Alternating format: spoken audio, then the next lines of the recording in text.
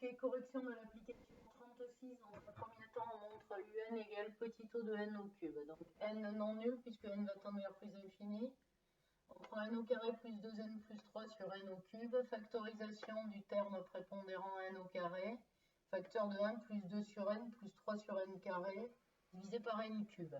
On n'oublie pas la phase de simplification qui permettra d'enlever la forme indéterminée.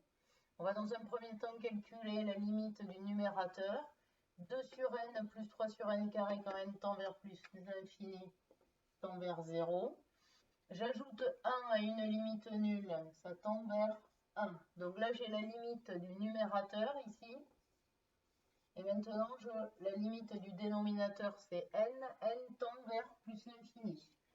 Donc, 1 sur n tend vers 0. Donc, on trouve que la limite, quand n tend vers plus l'infini, de un sur n au cube égale 0.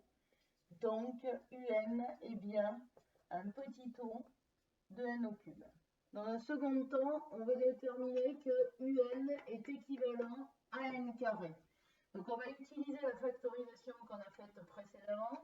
Le changement, c'est qu'ici, au lieu d'un au cube, on a un n au carré.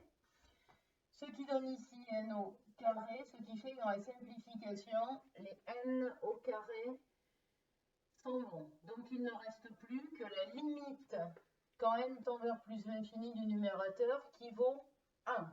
Donc, on obtient que la limite quand n tend vers plus l'infini de un sur n au carré égale 1, ce qui est la définition, là on cherchait à démontrer, donc un équivaut à n carré quand n tend vers plus infini.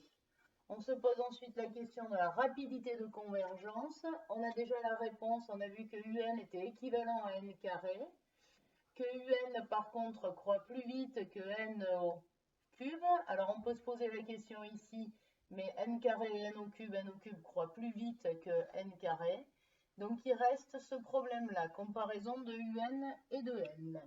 Donc si vous calculez le rapport n sur un en utilisant exactement ceci à la factorisation, vous allez trouver 0. Ce qui fait que n est un petit o de un, donc c'est lui qui croît le moins vite.